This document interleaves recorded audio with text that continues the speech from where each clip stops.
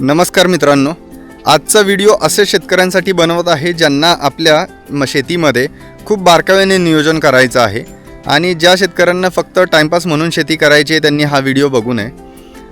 आपण सर्व शेतकरी काय करतो तर पिकासाठी आपण खताचे नियोजन तर योग्य पद्धतीने करतो, परंतु पिकाच्या मुळांना योग्य प्रमाणात ऑक्सिजन भेटतो की नाही हे बरेच शेतकरी काय करतात विसरून जातात.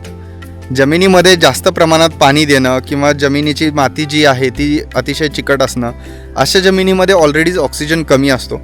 आणि आता आपण जर पाहिलं तर सुरुवातीच्या काळामध्ये भरपूर जमीन आपली खूप भुसभुशीत आणि मऊ असायची.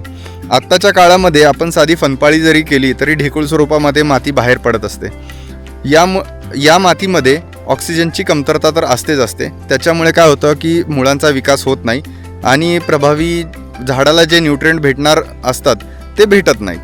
मग याच्यासाठी तुम्ही काय करू शकता तर एक तंत्र आहे ROB म्हणून, ज्याला काय म्हणू शकतो आपण तर रूट ऑक्सिजन बूस्टर. हे एक पॅराऑक्सिजन मिनरल आहे. हे मिनरल काय करतं तर मातीमध्ये जाऊन ऑक्सिजनच्या पॉकेट्स क्रिएट करतं. याच्यामुळे काय होतं तर मातीमध्ये ऑक्सिजन भरपूर प्रमाणात उपलब्ध होतो आणि पांढऱ्या मुळांचा विकास होतो.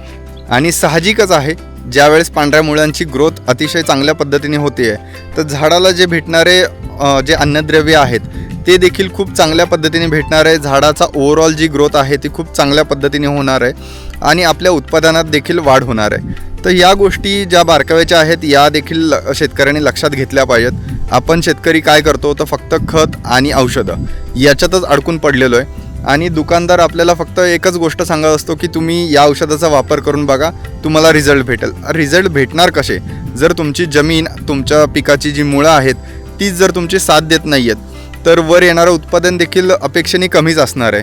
तर तुम्ही देखील सर्व शेतकऱ्यांनी या गोष्टी शिकायला सुरुवात करा आणि नक्कीच चांगल्या पद्धतीने शेती सुधारा. धन्यवाद.